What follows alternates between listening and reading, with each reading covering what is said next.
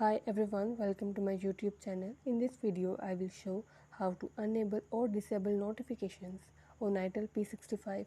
Before starting this video, please subscribe to this channel. Let's start our video without wasting any time.